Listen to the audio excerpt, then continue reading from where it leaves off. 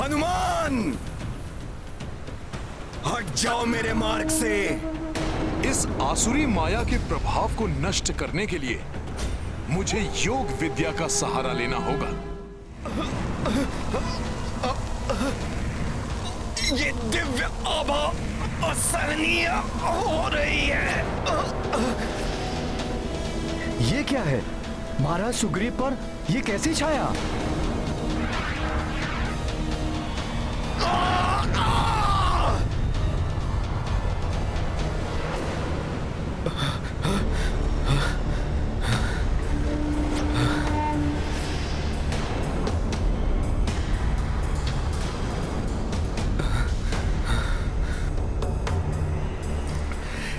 क्या हो गया था मुझे? इस दुष्ट वानर के तेज के समक्ष मेरा सम्मान प्रभाव कम हो गया है। प्रतीत हो रहा है जैसे महाराज सुग्रीव की तंद्रा टूट गई हो। कैसे हुआ ये? युवराज अंगद, जिस व्यक्ति के मूलाधार चक्र आदि सातों कुंडलियां जागृत हो जाती हैं, वो असीम तेज से संपन्न हो जाता है। उसके समक्ष कोई भी आसुरी शक्ति टिक नहीं पाती।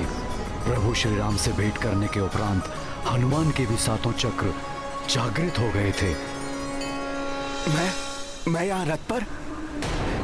कहीं मैं वापस लौटने के लिए? नहीं, अवश्य मेरे साथ कुछ हुआ है। ये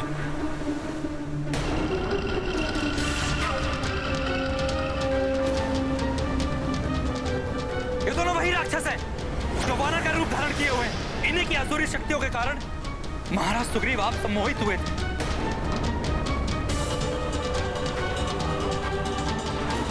और अपनी समस्त सेना को वापस लौटने का आदेश दे रहे थे। भागकर कहां जाओगे सखा?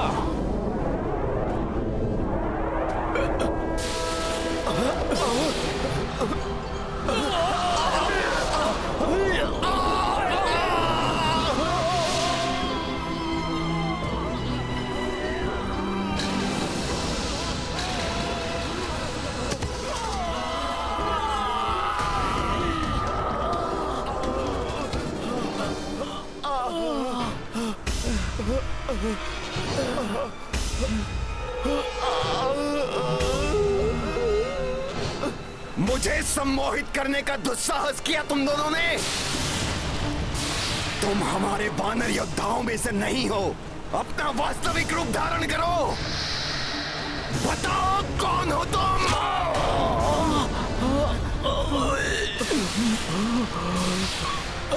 मेरे समक्ष तुम्हारी माया नहीं चलेगी।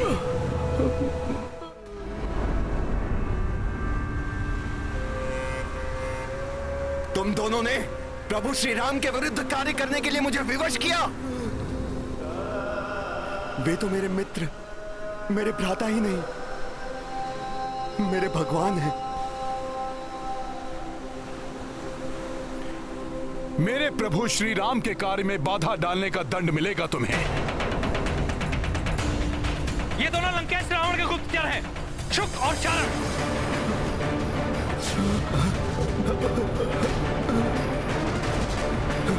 इन दुष्टों को यही दंडित कीजिए। मार दो इन्हें। इन दुष्टों को यही दंडित कीजिए। मार दो क्षमा करें वानर श्रेष्ठ, हम तो अपने स्वामी के आदेश का पालन कर रहे थे। क्षमा के योग्य नहीं तुम दोनों असुर। तुम्हें तो यही समाप्त कर देना चाहिए। कर दीजिए इनका। विभीषण तो क्या, रावण भी मुझसे क्षमा मांगकर मेरी शरण में आए तो शरणागत धर्म के अनुसार मैं उसे भी अस्वीकार नहीं करूंगा। मैं प्रभु श्री राम की शरण में आना चाहता हूँ। प्रभु श्री राम मुझे क्षमा कर देंगे, वो बड़े दयालु हैं। नहीं, ये दोनों छल कर रहे हैं। प्रभु की सहृदयता और उनकी नीति का लाभ लेना चाहते हैं ये दोनों। नहीं, ऐसा नहीं है, ऐसा नहीं है। मैं इन धूर्तों को अब नीति सिखाता हूँ। सारा छल, सम्मोहन, माया सदा के लिए भूल जाएंगे ये धूर्त। इनका यही अंत कर दो। रुक जाओ सब, रुक जाओ।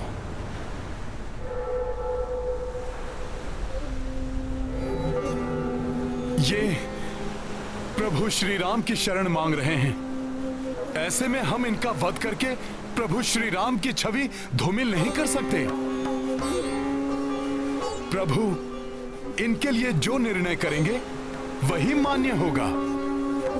हाँ, प्रभु की सहमति के बिना हम इन्हें कोई क्षति नहीं पहुंचा सकते। प्रभु श्री राम तो पूजा में लीन हैं। लक्ष्मण भैया, अब आप ही बताइए, इन दुष्टों के साथ क्या करना है? हनुमान जी उचित कह रहे हैं। जब भैया श्री राम की पूजा और ध्यान संपन्न हो जाएगा, समुद्र देव प्रसन्न होकर हमें लंका तक जाने का मार्ग दे देंगे, तब भैया श्री राम ही इन दोनों के भाग्य का निर्णय करेंगे। तब तक इन दोनों को कड़ी निगरानी में रखना होगा।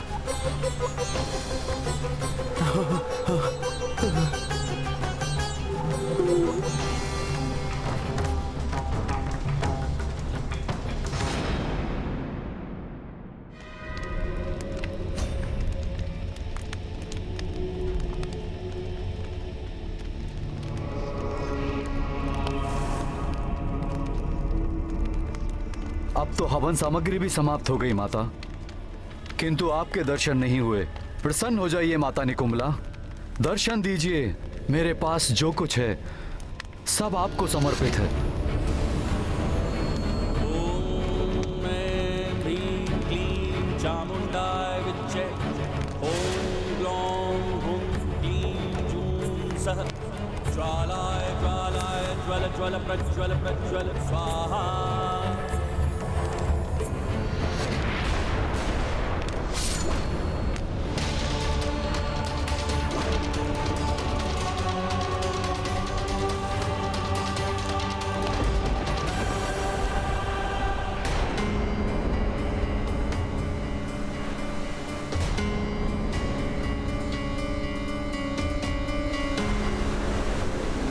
हनुमान जी, भैया श्री राम की पूजा अपने चरम पर पहुंच रही है, किंतु समुद्र देव पर इसका कोई भी प्रभाव होता दिखाई नहीं दे रहा। मैं भी यही सोच रहा हूं भ्राता लक्ष्मण। अभी तक समुद्र देव ने दर्शन क्यों नहीं दिए? माता निकुंभला, आपको दर्शन देना ही होगा, अन्यथा आपके इस भक्त का मात्र जीवन शेष बचा है। इसे भी आपको अर्पित किए देता हूं।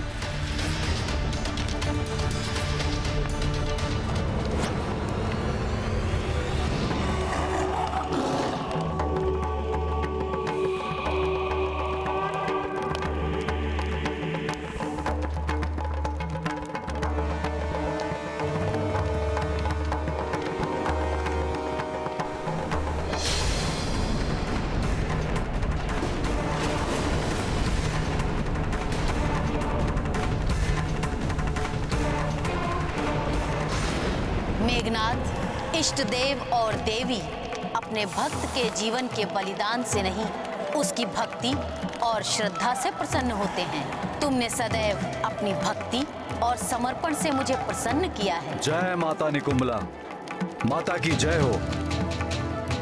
माता प्रसन्न हुई तो उसके भक्त का जीवन धन्य हो गया। तुम्हारा कल्याण हो वत्स।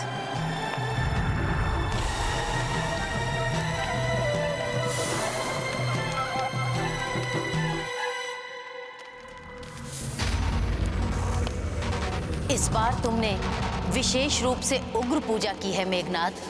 क्या विशेष चाहते हो तुम? माता, मुझे अमरता का वरदान दीजिए। वत्स मेघनाथ, मैं तुम्हारी रक्षा तो कर सकती हूँ, किंतु अमरता का वरदान नहीं दे सकती। मात्र सृष्टिकर्ता ब्रह्मदेव ही दे सकते हैं। ब्रह्मदेव? परंतु माता, ब्रह्मदेव को प्रसन्न करने के लिए तो वर्षों तक घोर तप करना पड़ता है। तुम्हें कदाचित स्मरण नहीं है मेघनाथ, जब तुमने देवराज इंद्र को बंदी बना लिया था, तब ब्रह्मदेव ने उन्हें मुक्त करने के लिए तुम्हें एक वरदान देने का वचन दिया था। तुम उसी वचन का लाभ उठा सकते हो। ब्रह्मदेव शीघ्र दर्शन देकर तुम्हें इच्छित वरदान दे सकते हैं। माता निकुंभला, आपने तो मेरी समस्या का सहजी समाधान कर दिया। आपका बहुत बहुत धन्यवाद माता। सफल मनोरथ भव।